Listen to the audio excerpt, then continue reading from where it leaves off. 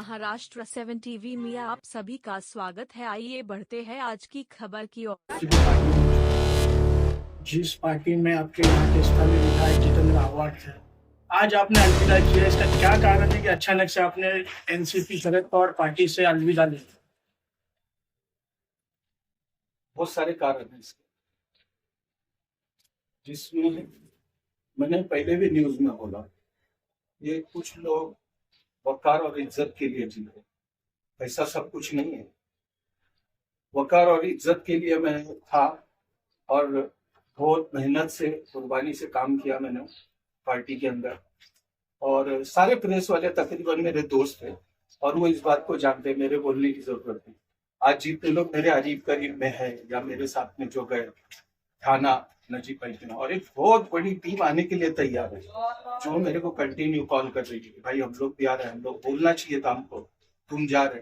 और ऐसा हुआ कि जिसमें आधे लोग यहाँ पे छूट गए, उसमें से मेरे अजीज दोस्त फिरोज भाई भी, और बहुत सारे लोग यहाँ रह गए मोर्चे में जाने। और उसमें सबसे बड़ी बात यह थी कि जो भीड़ मैं लेकर गया था वो 300-500 वाली भीड़ नहीं थी, मेरे मोहब्बत में आने वाली। नजीब मुल्ला की पार्टी में क्यों गए आप? कांग्रेस थी, समाजवादी थी, क्या क्या कारण है कि नजीब मुल्ला की पार्टी आपने चुने?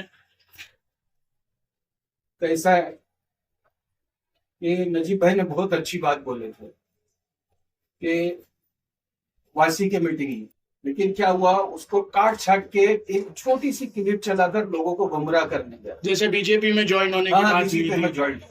तो वो क्लिप का पूरा खुलासा कीजिएगा। क्लिप में ऐसा कुछ नहीं था कि बीजेपी ज्वाइन करने या नजीब मुल्ला की पार्टी था। हम लोग जब कुर्ला के एक मीटिंग में थे हम लोग, जहाँ पे कांग्रेस के बड़े बड़े नेता थे, शिवसेना के बड़े बड़े नेता थे और हमारे राष्ट्रवादी के बड़े बड़े नेता थे, वहां पर खुल के पहले के चीफ मिनिस्टर ने कहा था वो भी बाबरी मस्जिद पाडली आणि माझा ह्याचा गर्व आहे तर मी आम्ही जे बाबरी मस्जिद पाडली।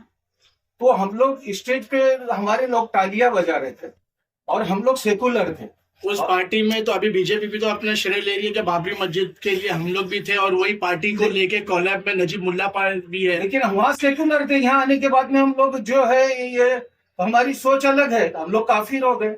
सेकुलर तो यहाँ के विधायक भी थे। हाँ, तो फिर विधायक को छोड़ने का कारण क्या है? क्या नसीहत है आपको? मतलब विधायक को आपने, मैंने वीडियो देखा, आपने कुछ नसीहत दी है, कच्चे कान को लेकर ऐसी कुछ बातें की है आपने? मैं बताया ना, कान को सुख देने वाले लोग जब आ गए तो दूर जाना लाजिम था। और आप उम्र का माहौल आप देख लो ना क्या है।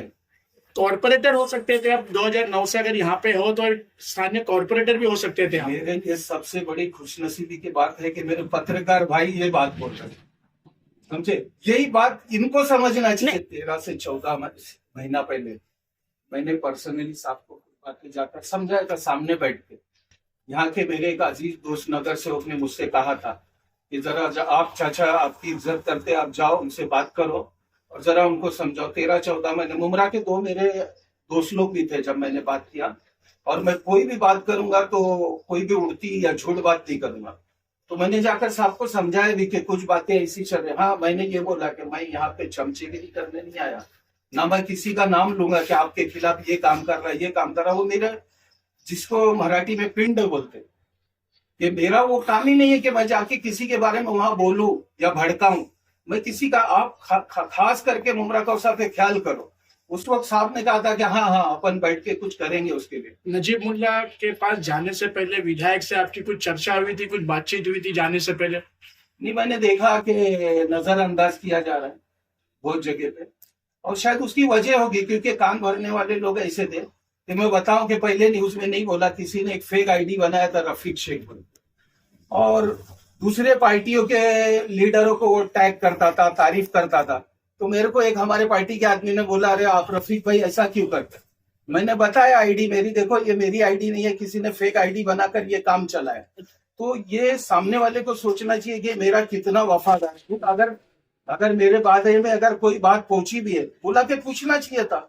हमने जब भी अजीज बाटा और जो है अजीज बाटा, अजीज भाई, और उसके बाद में साजिद अंसारी जो हमारे इलेक्शन लड़े, जिसका स्टेडियम थाना के स्टेडियम में निकाल लगा, दादोजी कोंडी स्टेडियम में निकाल लगा, उधर साहब को मैंने स्पष्ट बोला था ये बात कि साहब अगर गद्दारों में रफीक शेख का नाम है तो सबसे पहला पार्टी से मुझको निकाल। बहुत अच्छा सवाल किया भाई। अब मैं पहले जो है थाना सिटी वाइस प्रेसिडेंट पैनल में था, ये थाना सिटी प्रेसिडेंट के बाद की पोस्ट है, और अभी मैं जो हूँ माइनॉरिटी सेल में हूँ।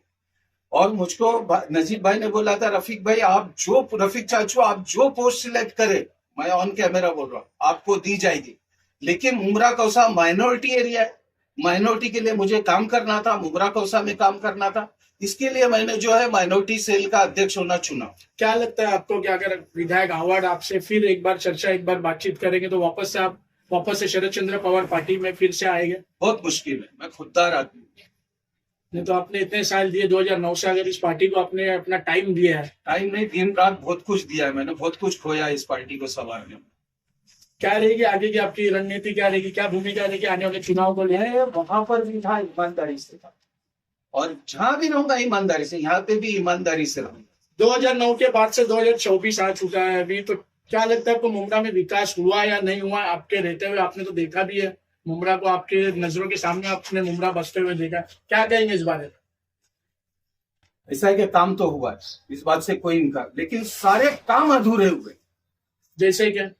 रोड, हॉस्पिटल, बहुत सारी चीजें, स्टेडियम वीरान पड़ा हुआ है, भाड़े पे लेना पड़ रहा है हमको, और बहुत सारी चीजें बताने के लिए, ये सारी चीजें अधूरी। और साहब को गुमराह किया गया कि भाई साहब देखो लोग खुश है, लोग तो सिर्फ आप ही की चर्चा कर रहे, आप ही का नाम चल रहा है, उस काम को पूरा नहीं। एक नशेमन की मिसाल देता हूं, एक नशेमन का रोड था जो 3 महीने तक लोग आ रहे जा रहे थे, खोद के रखा हुआ था। नशेमन का मेन रोड है, ऊपर जो किफायत सेठ के बंगलों को जा रहा है, और 3 महीना खोदा हुआ, लोग गिर रहे, पड़ रहे, पाइपलाइन पड़ी हुई, लोगों ने शिकायत की, लेकिन नहीं मामला हुआ। यहाँ के नगर सेवकों से आपकी मतलब संतुष्टि है कि काम हुआ है? 5-5 साल का जो इन लोग ने अपना जो टर्म पूरा किया है, क्या लगता है यहाँ आपको? के नगर सेवकों से मेरा बहुत अच्छा ताल्लुक रहा। नहीं, ताल्लुक की बात नहीं है, कामकाज को लेकर, या कामकाज किए हैं लोगों के लिए, जो फंडिंग पास होती थी कि पूरा पैसा लगा हुआ है बराबर से? काम तो लोग कर रहे थे नगर सेवक यहाँ के मौजूदा, लेकिन उनको भी गुमराह किया गया। मेरे बात यही होता है। दिलीप मुझे वो नहीं बोले थे, मैं तुमको खुलासा कर दूं, उन्होंने ये बोला था कि बाबरी मस्जिद की जगह पे मंदिर बनना चाहिए। ये एक यूपी के आमदार खन्ना ने, कांग्रेस के लोगों ने सबसे पहले डिमांड किया, और वहां पर मूर्ति रखते वक्त भी कांग्रेस थी, और उसके बाद में जब बाबरी मस्जिद तोड़े गई तो भी कांग्रेस थी, और जब 92 का फसाद हुआ तो सेंटर से लेकर स्टेट में तो कांग्रेस थी। कांग्रेस जो बीजेपी हमारी खुली दुश्मन है, हम जानते हैं कि ये हमारा दुश्मन है, तो हम खुश जो है होशियार रहते। और ये जो पीछे से कांग्रेस वाले कर रहे, इससे तुमको बचना चाहिए। बीजेपी में आने को कहीं पे भी नजीब भाई ने नहीं बोला। एक सेकुलर सोच है अजीत दादा की, और एक सेकुलर पार्टी तो कंबाइन है बीजेपी के साथ में। तो क्या लगता है आपको कि आने वाले टाइम में आपको बीजेपी जो बोलेगी वही आपको करना है, आपकी पार्टी की तरफ से आपको जो संदेश आएगा, जो मैसेज आएगा, वो आप पूरा करेंगे? अजीत दादा अपने आप में एक बहुत बड़ी शख्सियत, हैसियत रखने वाले शख्सियत है, और नजीब भाई भी ईमान वाला है, ये बात याद रखना। नजीब भाई भी ईमान वाला है, कोई भी ईमान 3 का बराबर भी रहेगा तो ईमान बेच के सौदा नहीं करेगा। यहाँ पर ट्रेंड चला थे, अरे बीजेपी में गए, एक ही मुद्दा इनके पास बचा है अभी बदनाम करने नजीब भाई को, ये बीजेपी में चले गए बस। मुमरा वासियों को, मुमरा के नगर सेवकों को, पूर्व नगर सेवकों को, और अपने विधायक जितेंद्र आव्हाड को क्या संदेश और क्या नसीहत देना चाहिए? चमचों से सावधान। नगर सेवक को भी बोलता हूँ, मेरे जूने दोस्तों को, कि 1 की बात 2, 2 की बात 4 ले जाकर पहुंचाने वालों से सावधान रहे, और यही काम साहब को करना चाहिए। और मुमरा की जनता, मैं तो बोलता हूँ, जो अल्लाह से डरने वाला है, न किसी बीजेपी से डरता है, न किसी से डरता है, उसको डरने की जरूरत भी नहीं। जिसके दिल में अल्लाह का खौफ होएगा वो दुनिया में किसी से नहीं डरेगा। हम लोग गुलाम नहीं है, हम लोग खुददार लोग हैं। खुल के आना, नजीब भाई के साथ में डरना नहीं। ये लोग माल बेचेंगे बीजेपी, एक ही मुद्दा है बस, तुमको डराया जाएगा बीजेपी के नाम से। हाँ, और डरना नहीं, हमारे दिल में अल्लाह का खौफ है, अल्लाह का डर है, हमको किसी का डर नहीं लगता। बहुत लोग आने के लिए तैयार है मेरे साथ, सुबह से शाम तक कॉलिंग चालू है कि हम लोग आप गए, हमको बुलाना चाहिए था, हम साथ में आते हैं। और इसका आप 3 महीने में नजारा देखेंगे इंशाल्लाह।